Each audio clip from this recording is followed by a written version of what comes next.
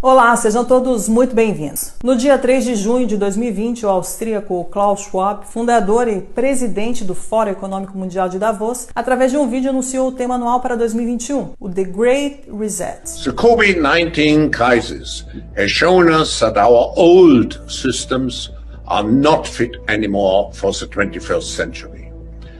It has laid bare the fundamental lack of social cohesion, fairness, inclusion and equality. In short, we need a great reset. Curiosamente, um modelo muito parecido que vem sendo defendido aí pelo IPCC, que é o International Panel on Climate Change, que é um órgão das Nações Unidas que avalia a ciência relacionada às mudanças climáticas, que tem como garota propaganda Greta Thunberg e seus amiguinhos corporativos como Al Gore e Larry Fink, da Blackwater. Só que essa agenda se encaixa perfeitamente com uma outra agenda. O termo Great Reset se encontra em um documento publicado pela ONU no ano de 2015, onde contém uma análise da situação da população mundial e uma série de propostas. E não é por acaso que este documento é conhecido como Agenda 2020-2030. O tema da Agenda 2030 é um mundo sustentável, que é definido por eles como um mundo de igualdade social, igualdade de gênero, vacinas para todos, através da OMS e da CEP, que é a Coalizão de Inovações e Preparação para Epidemias. Esta é uma organização filantrópica que foi lançada em 2017 pelo Fórum Econômico Mundial, juntamente com a Fundação Bill e Melinda Gates. Eles apelam para o crescimento econômico sustentável, agricultura sustentável, energia sustentável, cidades sustentáveis, industrializações sustentáveis.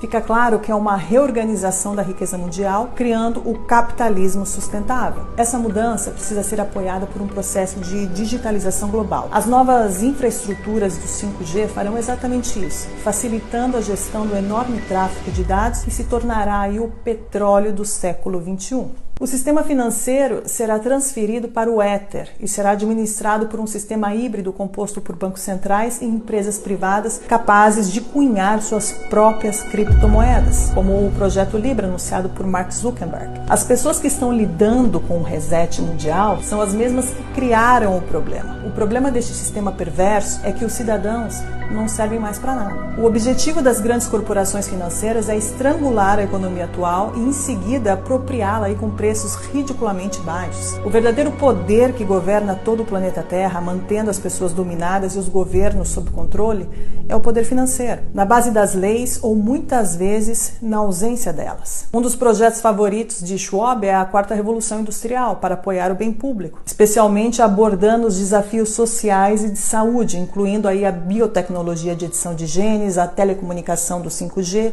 e inteligência artificial. David Icke, conhecido por ser o pai do complotismo, já dizia que a Big Pharma e a indústria farmacêutica de biotecnologia não deixam de ser um mal legalizado. É evidente que desse cenário emerge aí uma massa de perdedores, que aumentará de forma incalculável após o desmantelamento do sistema industrial e a digitalização dos serviços. A grande reconfiguração proposta em Davos não parece ser uma resposta ao alcance de todos, mas aparece como uma solução imposta desta elite, destinada simplesmente a proteger os seus próprios interesses. É curioso notar que a chamada pandemia, com suas políticas de lockdown e de medo, facilita e favorece esse grande reset, nos impondo aí uma mudança drástica, desde a remoção do trabalho, permitindo o avanço digital e bloqueando aí o deslocamento das pessoas. A dívida pública mundial aumentará para níveis nunca vistos. Esta é a consequência das políticas econômicas adotadas para fazer frente aos efeitos de restrições devido à disseminação do Covid-19.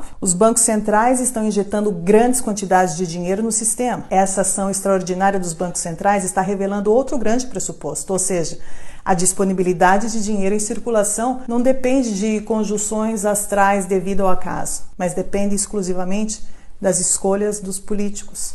O dinheiro pode ser criado do nada e em quantidades ilimitadas, como estamos vendo. E se no futuro algum político disser que não tem dinheiro, devemos lembrar dos trilhões de euros e dólares criados em um clique durante essa pandemia, acabando também aí com o mito da inflação. Esta agenda globalista traz consigo inúmeras mudanças e o Covid-19 só serviu e está servindo de instrumento para acelerá-la. Mais fechamentos virão, haverá uma onda de falimentos sem precedentes, o congelamento da produção e o desemprego em massa levarão à fome. Motins e revoltas vão estourar pelo mundo todo de acordo com os planos da elite. Os lockdowns levarão inevitavelmente a economia mundial ao colapso e darão origem ao que será a crise econômica mais grave da história da humanidade. Esta enorme depressão tem uma função muito precisa: criar uma sociedade de duas classes. Uma formada por essa pequena elite dominante e outra formada por uma multidão de pobres, na qual a classe média desaparecerá definitivamente, assim como as pequenas e médias empresas que seguirão o mesmo destino.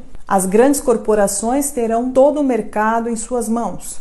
É exatamente esse o objetivo designado pelo Clube de Roma, um dos grupos globalistas mais influentes, fundado e financiado por David Rockefeller em 1972. Com a falta de empregos, as massas não terão alternativas, a não ser aceitar as esmolas do governo para sobreviver. John Perkins, ex-economista, explicou em um de seus livros, Confissões de um Assassino Econômico, o real objetivo do FMI: afundar os países em dívidas que nunca poderão ser saldadas para permitir que grandes grupos privados tenham controle total das economias nacionais. As grandes multinacionais terão domínio absoluto. O globalismo, em outras palavras, quer o fim da propriedade privada. O globalismo avança e com ele o ataque final da nova ordem mundial, onde começa a nos mostrar a sua verdadeira face. Embaixo da máscara deste falso humanitarismo se esconde uma crueldade desumana na forma mais pura do totalitarismo mais perigoso da história, como explica perfeitamente o ex-núncio apostólico Dom Vigano em sua última carta. Esta batalha não é apenas contra as instituições políticas subservientes deste plano.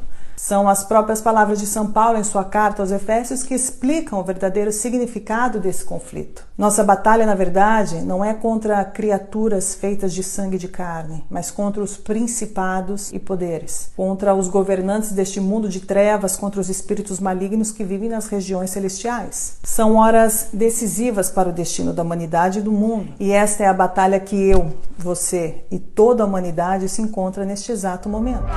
È diventato chiaro in questo momento che ognuno di noi è rappresentante di se stesso, perché lo Stato non rappresenta più